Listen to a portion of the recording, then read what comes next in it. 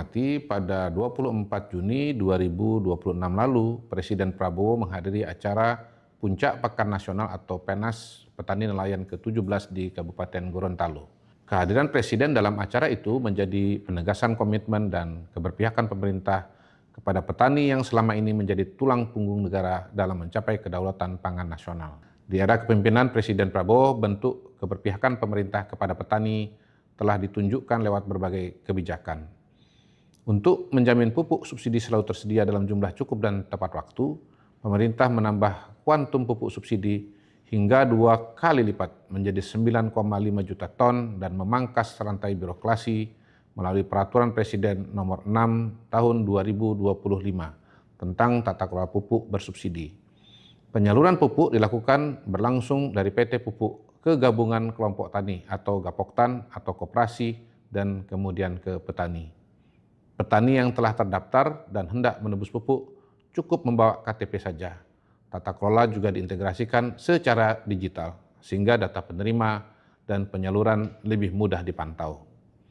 Sejak Oktober 2025, harga pupuk subsidi diturunkan hingga 20%, pertama kali dalam sejarah.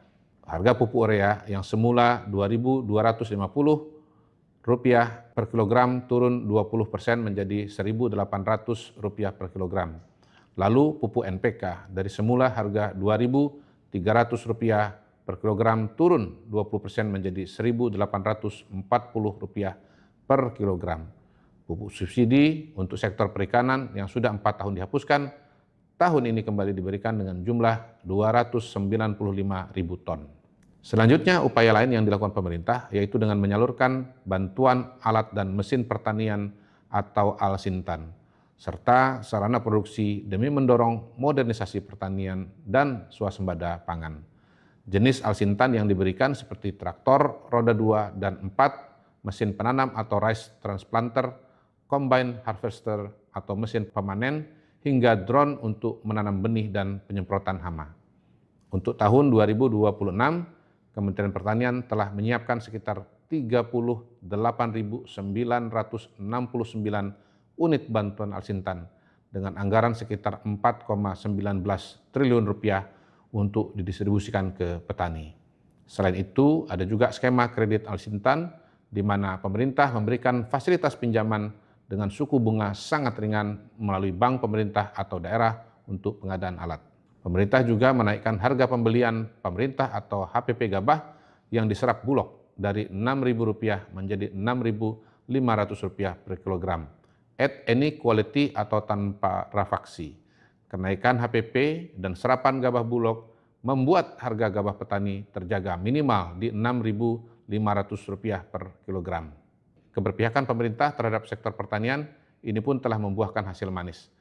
Ketahanan pangan nasional kita menguat. Badan Pusat Statistik atau BPS menyatakan sepanjang tahun 2025 produksi beras nasional mencapai 34,69 juta ton. Tidak jauh berbeda dengan data pangan PBB atau FAO yang menyebut produksi beras Indonesia 35,6 juta ton. Dan data Departemen Pertanian Amerika Serikat atau USDA yang menyebut angka 34,6 juta ton. Sementara itu, cadangan beras pemerintah atau CBP pada Juni tahun ini mencapai 5,3 juta ton, yang menjadi catatan tertinggi sepanjang sejarah Indonesia. Presiden Prabowo pada awal tahun 2026 telah menyatakan Indonesia resmi swasembada beras per 31 Desember 2025 dan tidak melakukan impor beras sepanjang 2025. Seiring dengan hal itu, kehidupan petani juga semakin sejahtera. Menurut data BPS, nilai tukar petani atau NTP pada Mei 2026 mencapai 127,73. Ini adalah angka tertinggi dalam 34 tahun terakhir. Artinya kini ekonomi para petani membaik sehingga daya beli mereka pun meningkat. Atas kondisi tersebut, pengakuan internasional pun mulai berdatangan. Organisasi Pangan dan Pertanian PBB atau FAO menempatkan Indonesia sebagai salah satu titik terang di peta pangan dunia tahun 2026. Di tengah panen dunia yang menyusut dan cadangan global yang menipis, sektor pertanian Indonesia justru bergerak naik.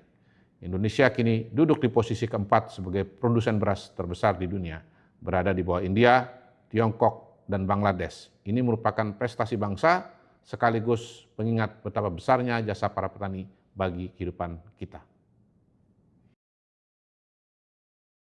Rekan-rekan yang saya hormati, pemerintah terus mempercepat pembangunan infrastruktur yang langsung dirasakan manfaatnya oleh masyarakat. Sebuah langkah nyata yang dibangun bukan hanya jalan, tetapi juga akses ekonomi, pendidikan, pelayanan kesehatan, dan kesejahteraan masyarakat. Pada Selasa 23 Juni 2026, dalam kunjungan kerja di Kabupaten Sampang, Jawa Timur, Presiden Prabowo secara resmi telah membuka jalan baru bagi konektivitas bangsa kita. Pemerintah telah menyelesaikan pembangunan dan peningkatan jalan daerah melalui program instruksi jalan daerah atau IJD tahun anggaran 2025 dengan total panjang mencapai 1.151 km yang tersebar di berbagai wilayah Indonesia. Langkah besar ini bukan hanya tanpa arah, ini adalah komitmen penuh dari arahan Presiden untuk mempercepat pembenahan jalan-jalan di daerah. Mengapa jalan daerah ini begitu krusial? Karena jalan-jalan inilah yang menjadi urat nadi perekonomian rakyat. Inilah jalur yang menghubungkan produksi para petani di desa melalui meja makan keluarga di seluruh Indonesia. Pembangunan ini adalah fondasi kokoh kita bersama untuk menyongsong swasembada pangan, energi, dan air. Kita ingin memastikan bahwa ke depan tidak boleh ada lagi hasil panen yang membusuk di jalan karena akses yang rusak. Tidak boleh ada lagi pasokan energi dan air bersih yang terhambat karena jalur yang terputus. Dengan jalan yang mulus dan terhubung, aliran pasokan pangan dari pusat-pusat produksi ke masyarakat akan berjalan lebih cepat dan efisien. Melalui peresmian jalan daerah ini, pemerintah ingin mengirimkan pesan yang kuat kepada seluruh rakyat bahwa pembangunan di era ini adalah pembangunan inklusif. Pembangunan yang tidak hanya berpusat di kota-kota besar, tetapi menjangkau hingga ke pelosok-pelosok daerah yang selama ini jarang tersentuh. Kita ingin memastikan keadilan sosial dan pemerataan ekonomi benar-benar dirasakan oleh setiap warga negara. Jalan sepanjang 1.151 km ini adalah bukti nyata bahwa ketika kita bersatu dan bergerak maju, tidak ada tantangan yang tidak bisa kita lalui. Ini adalah tulang punggung baru kita menuju Indonesia yang mandiri, berdaulat, dan sejahtera. Mari kita rawat bersama kemajuan ini demi masa depan anak cucu kita. Rekan-rekan yang saya hormati, pemerintah tidak ingin sekedar mengejar angka di atas kertas, tetapi juga memastikan bahwa manfaat pertumbuhan ekonomi dapat dirasakan langsung secara luas. Oleh karena itu, memasuki paruh kedua tahun 2026, pemerintah meluncurkan paket stimulus ekonomi semester 2 guna mendorong konsumsi masyarakat sekaligus memperkuat pertumbuhan ekonomi. Paket stimulus tersebut terdiri atas kebijakan utama dalam 3 pilar besar dengan total anggaran sebesar 26,34 triliun rupiah.